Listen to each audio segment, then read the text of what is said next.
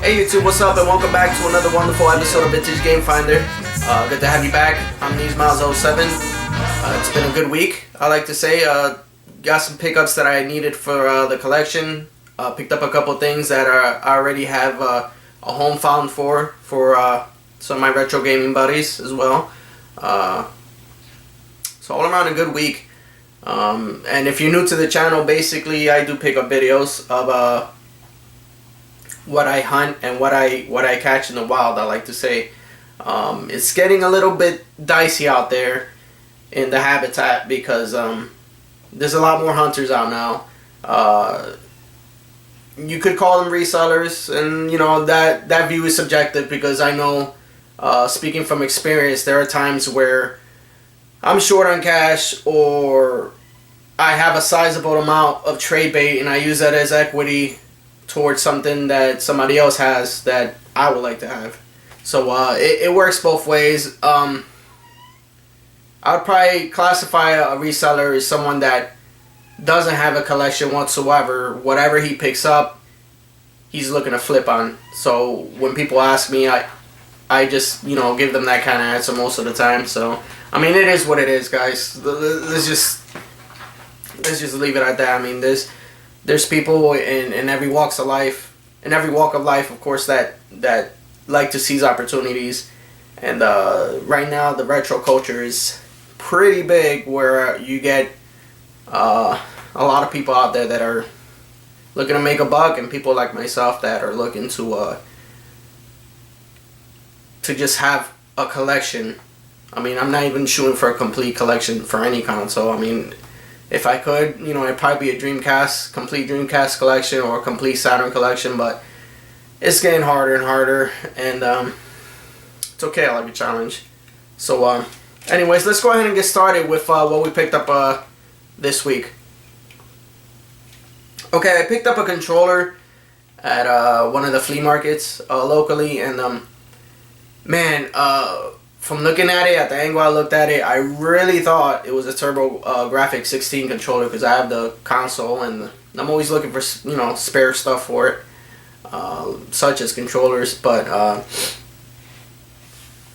it was a controller I've never seen before, so I made the assumption that it was for a turbo. But turns out it has a peculiar story, and what I picked up was a controller for Azdar, and basically what that is it's a computer console that was primarily sold overseas and in Europe.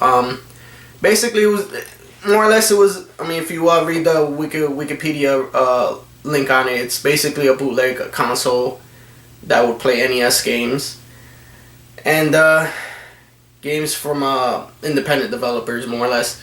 So it's pretty cool to pick up the controller.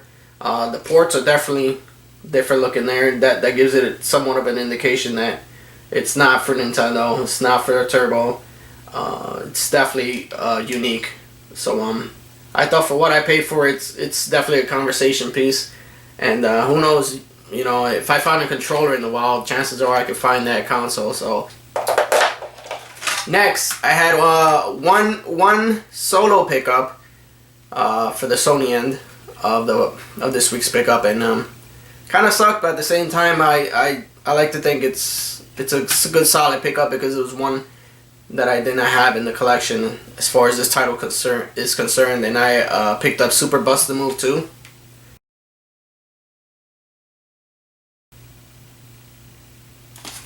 And for those of you who don't know about Bust the Move, it's a pretty good game. It's a pretty good franchise, and I wish I'm not too sure if there's any games out in this franchise currently for the next gen consoles like PS3 or PS4, but it's definitely a good franchise. And if you're new to collecting, it's one of those games that you really want for your collection. I know they were out for PS2, of course, PS1. There was some on the Saturn, of course. Let me think what else. Genesis. There was some on those. But it's pretty cool. If you like columns, if you like Tetris, if you like Dr. Mario, you're gonna like Bust a Move. Alright, now we'll move on to Nintendo. I was able to pick up some manuals. Unfortunately, I was not able to get some games. The lady said she used to sell on eBay, which is another thing that's happening a lot. I've come across a lot recently is a lot of vendors that are getting out of the hobby. They're starting to realize they can't make a profit, or they can't recoup what they spent on buying these lots of video games in estate sales or foreclosures, or storage units, whatever it may be. They're not able to make a living off of what video games have to offer as far as money goes. So I've seen, I like to think I spoke to about 2 or 3 people that are just offloading everything they got, and they'll be happy to even break even. And it's kind of sad to see, given the way the economy is, but at the same time, I'm a collector, so I'm gonna be here for the long haul. Those people are gonna come and go just like the breeze. So I was able to pick up a couple of things off of the lady, and that being some Nintendo 64 manuals. I was able to pick up Donkey Kong 64, Pokemon Snap, and Star Wars Episode 1 Racer. By all accounts, a fun game. I have a copy. Well, I don't, but I had one when it came out. But I'm looking for this again for the Sega Dreamcast. I think that's the preferred copy or preferred game to have as far as this franchise goes. So, staying on Nintendo, it's been okay as far as the Nintendo pickups. I was able to pick up those manuals, of course, and I was able to pick up some NES games, which I'll go through in a sec. But I wanted to show you real quick. I picked up another Game Boy game, that is Fortified Zone from Jaleco. I was able to pick up as well NHL 98 for the Super NES. And now we go to the NES games. I picked up really mint labels on these too, now that I noticed. I picked up Teenage Mutant Ninja Turtles, Bandai Golf, World Class Track Meet without the power pad, but I'll find one eventually. Got myself a copy here of NES Play Action Football, Double Dribble. 2 more copies of a game that's so rare. I don't know how I even found these both at the same time. That is Super Mario Brothers Duck Hunt. I find these a lot, so it's okay. I will find homes for them regardless. But it's pretty cool. When I usually find these, they're more than 1 copy, and they're always at a great price. So I will find home for these, like I said. And after that, two games that I don't remember playing at all back when I was a kid, but I was happy to pick them up now, and the labels are in pretty good shape for the most part. This is called Rescue the Embassy Mission.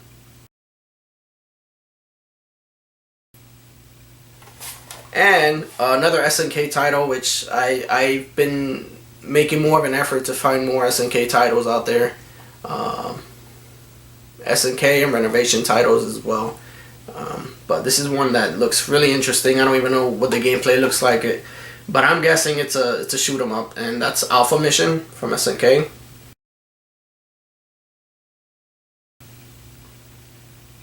Really excited to play this one. Alright, now we come to the creme de la creme, as they say, and this week has been very good to me as far as the Sega pickups. I love Sega. I grew up playing Sega, so whenever I get any pickups as far as Sega goes, I'm always excited when I do, especially when it's something that I have been looking for and I was not able to find up until now. So let's go ahead and get started with those. I was able to pick up Alien Syndrome for the Sega Master System.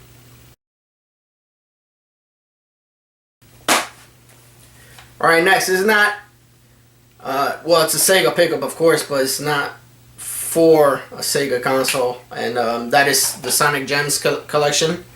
That's exclusive to Nintendo GameCube. Did not know this. I did not know that this existed at the time, and Very happy that I picked it up, especially for the price I did. It comes with Sonic CD, which is I don't collect for Sega CD, so now that I have a copy of it and I can actually sit down and play it, it's amazing. It also comes with Sonic the Fighters and Sonic R. Sonic R, arguably could be probably one of the worst Sonic games in the whole franchise. I mean, like I said, it's debatable, but I have the physical copy of the game when it came out on the Sega Saturn, and it was disappointing to say the least. But if you see this game out in the wild, make sure you pick it up because it is just jam-packed with a lot of good quality titles in it, except Sonic R.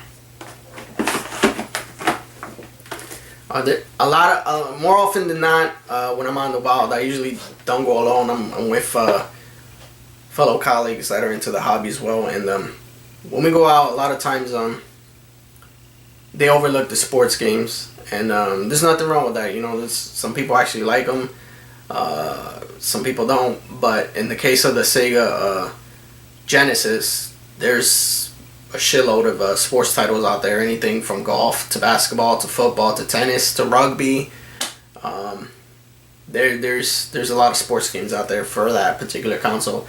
But as cheap as some of them are, people still overlook them based on the fact that they are a sports game.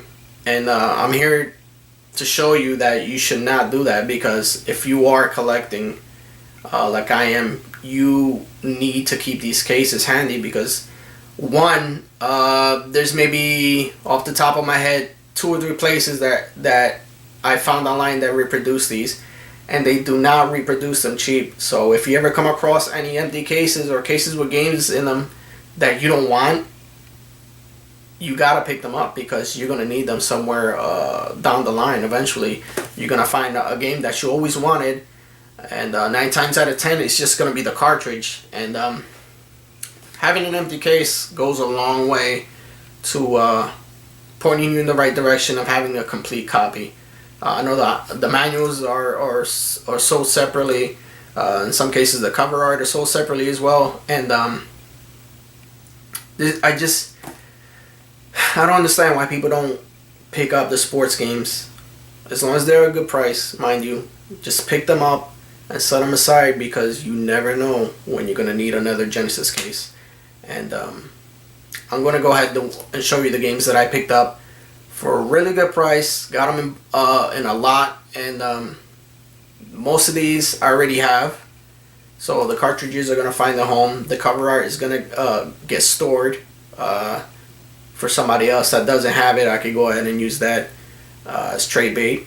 And the cases in particular are going to get cleaned up and relabeled with the loose cartridge I have to point me in the direction of a complete in-box copy eventually for that title. So I'll just go through them real quick. Nothing spectacular, but pretty much sports titles. I have 3 copies of NFL Quarterback 96. And I like too the fact that a lot of these still have these here. And these used to be hung up on pegboards in a lot of shops and Blockbuster videos, so they could display the cartridge and the case, of course. So I got 3 copies of that. Got 6 copies of NFL Football in '94, which is the last Joe Montana sports talk title.